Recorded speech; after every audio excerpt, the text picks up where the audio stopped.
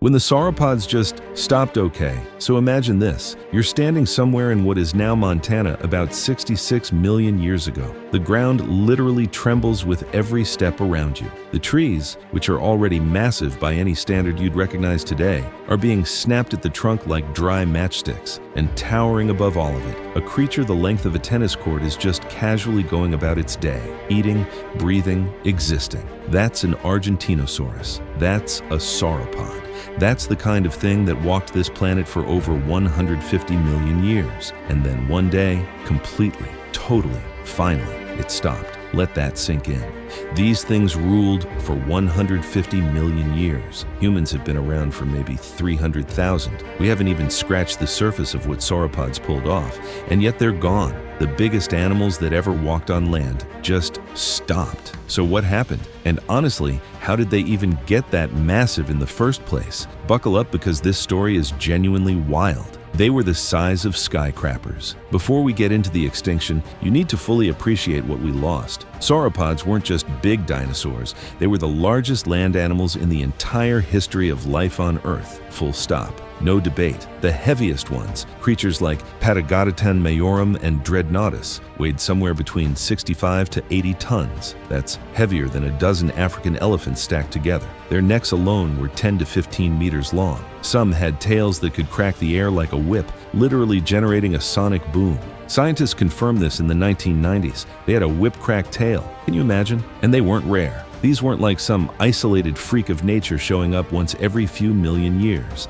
They were everywhere, every continent, including Antarctica. They lived in forests, floodplains, semi-arid landscapes. There were dozens upon dozens of species spanning the entire Mesozoic era. Diplodocus, Brachiosaurus, Brontosaurus. Yes, Brontosaurus is back to being its own species. The scientists changed their minds again. These animals shaped entire ecosystems just by existing. When you're 30 meters long and you walk through a forest, you are the landscape event. How did they even get that big? The science is insane. This is the part people often skip past, and they really shouldn't. Getting to 70 tons on land requires a very specific set of biological cheat codes, and sauropods somehow got all of them at once. First, their respiratory system. Sauropods had bird-like lungs with air sacs that extended into their bones. This is called pneumatization, and it's the same reason birds can fly at altitude. Their oxygen exchange is insanely efficient. This also meant sauropod bones were hollow.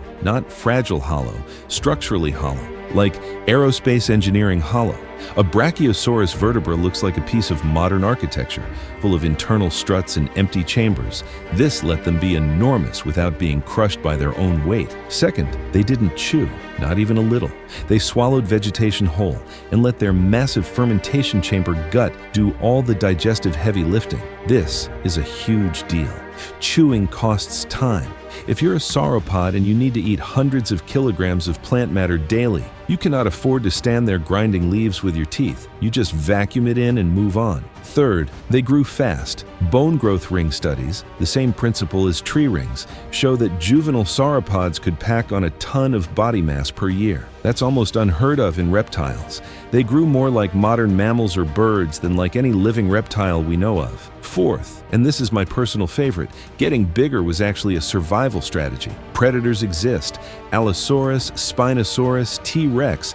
These were serious animals, but a fully grown sauropod had no natural predator. None. Nothing could kill a healthy adult Patagotitan. Being enormous was a kind of biological armor. The bigger you got, the safer you were. Evolution just kept saying yes. The decline nobody talks about. Here's something that gets glossed over a lot. Sauropods were already declining before the asteroid hit. In the late Cretaceous, roughly the last 30 million years of the dinosaur era, sauropod diversity dropped significantly in the northern continents, particularly in North America and Europe.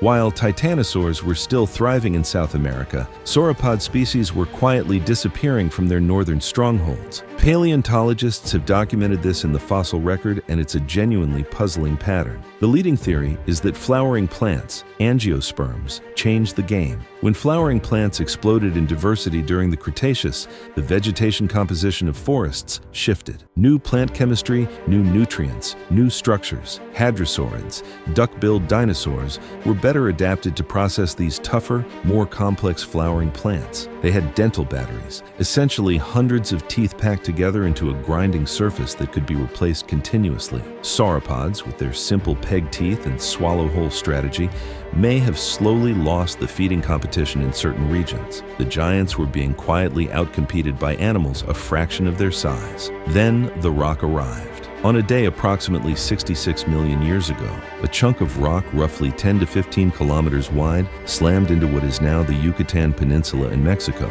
at around 20 kilometers per second. The energy released was roughly 1 billion times more powerful than the atomic bomb dropped on Hiroshima. The Chicxulub impactor, as it's known, didn't just kill things on impact. It triggered a cascade of events that ended the Mesozoic era entirely. The immediate aftermath was an inferno. Ejecta, superheated debris blasted into the atmosphere, rained back down globally, setting fire to forests worldwide. Then came what scientists call an impact winter. Massive amounts of soot, sulfur, and debris blocked sunlight.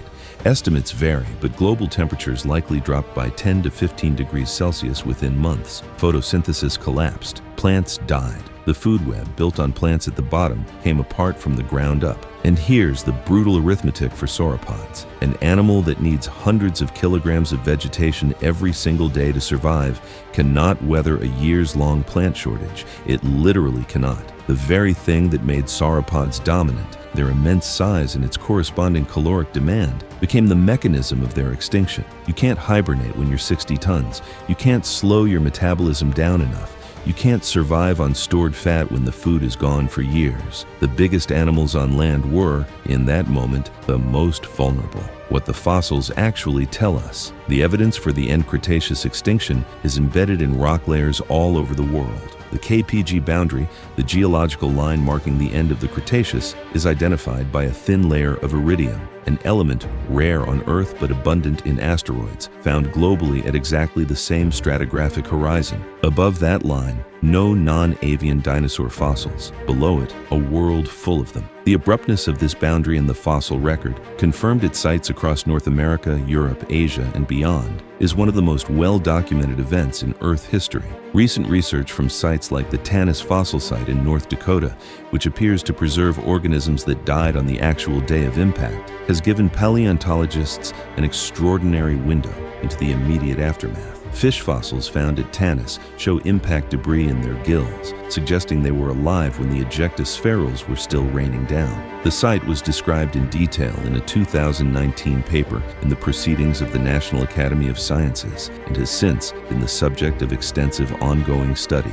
This is not mythology. This is physical evidence preserved in rock for 66 million years. The ones that survived, and why. Here's the thing that always blows people's minds. The dinosaurs didn't all die. One lineage made it. Birds, which are theropod dinosaurs, direct descendants of animals like Velociraptor and Tyrannosaurus, survived the extinction event. And the reasons why are actually really instructive when you compare them to why sauropods didn't. Birds are small. They have low caloric needs. Many can eat seeds, which persist in soil long after plants have died. Some can enter torpor states. They can move quickly across large areas searching for food. In a world where the food supply has been catastrophically disrupted for years, birds have every advantage that sauropods lack. Crocodilians survive too. They're ectothermic, cold-blooded, meaning their metabolic needs are dramatically lower than warm-blooded animals. They can go months without eating. They can shelter in water. Turtles, certain lizards, mammals, small, burrowing, seed-eating, low-metabolism mammals. The survivors all share characteristics that amount to the same thing: low dependency on abundant living plant food in the short term.